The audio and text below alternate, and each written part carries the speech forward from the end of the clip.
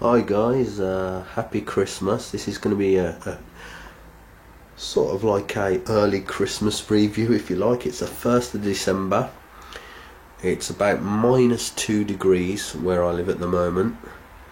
Bear with me a moment, I'll show you what I see outside. Okay guys, this is what I see outside my house.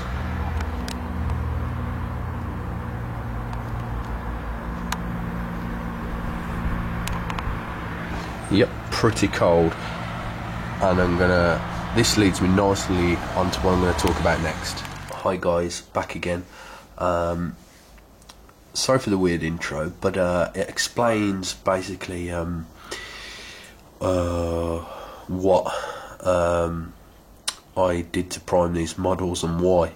Okay, first and foremost, in England at the moment we're having a bit of a cold freeze. It's pretty cold, and I'm sure you all know out there that priming your miniatures in any cold weather, let alone -2 degrees, is the ultimate no-no.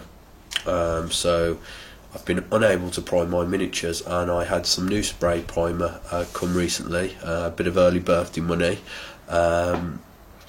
So I bought some paints and some spray primer, and I've been itching to test it out because I've not used this one before. I've always used in the past De Vallejo blue colour primer, but I wanted to try a white primer this time because I've got some special character models, and I want to get around to painting some Dark Eldar, and I'm not sure whether I'm actually going to go for the black look that you see in the GW magazines.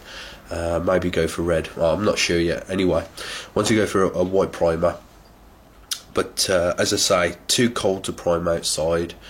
There's another ultimate no-no as well. Don't spray indoors because of the fumes.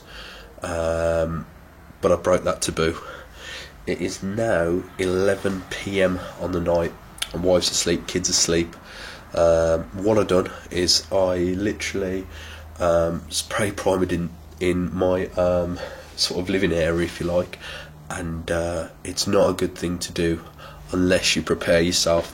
What I did is laid down loads of magazines, not White Dwarf, you'll be glad to know.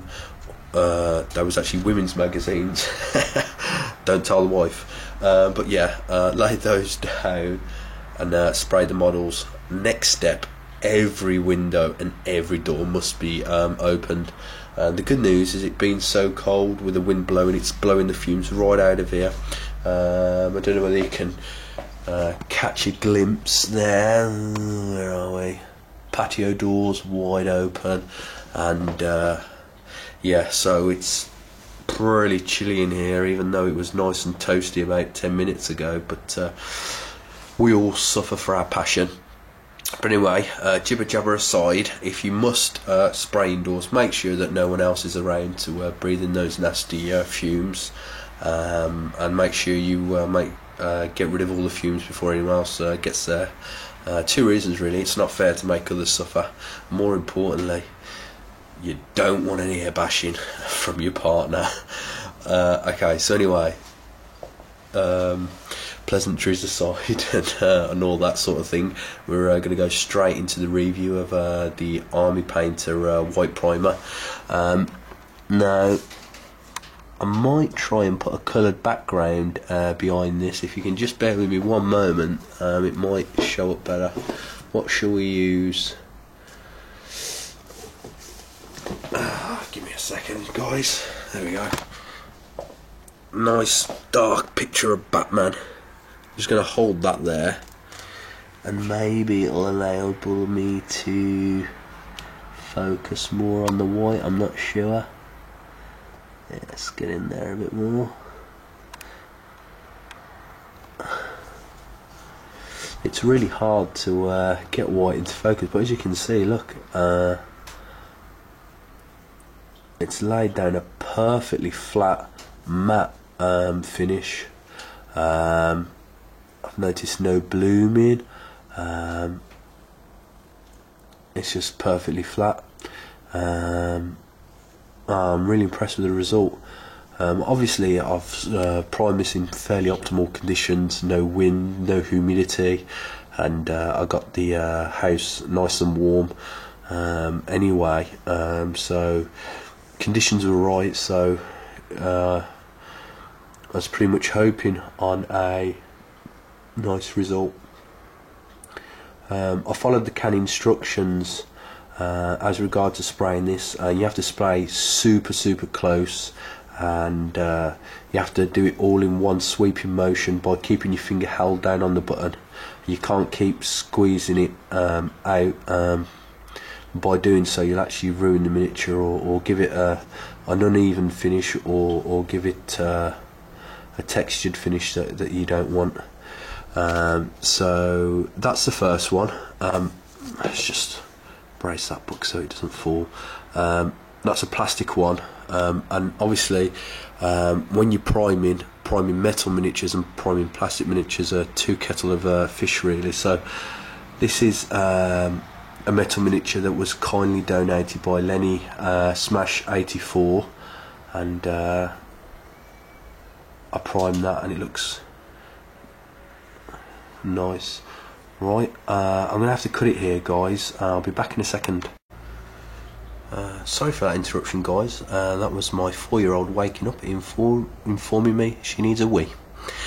So we sorted that little problem out, and right, where was we? Yes, yeah, you can see again, no detail has been lost at all on the miniature there, and again a super flat finish.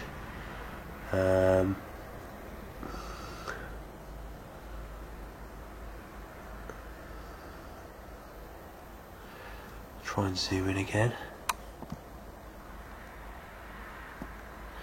Now I'll try and put my primer coat on as thin as possible.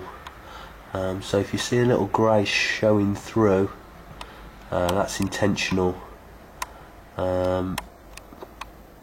Just finding it hard to focus, sorry guys. Let's turn around, see if we can see anything different on there. But yeah, all in all, the Army Painter white primer, pretty impressed with it really. So yeah, I would recommend it. I couldn't suggest whether there's better primers out there, as I've only tried the GW ones, but I can assure you from my experiences that the Army Painter primer is actually better than the GW primer. Again, that is my opinion. I'm not saying that that should be set in stone, but from the nozzle on the can. Let me show you that as well, because this is important. This is. Give me a moment.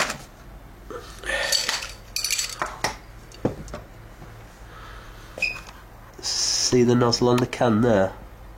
Way more control out of that nozzle than the GW ones, and the cone that it sprays onto the miniature, it's much tighter. So on the GW ones you get more of a mist come out, and that's when you can be left with some of the problems.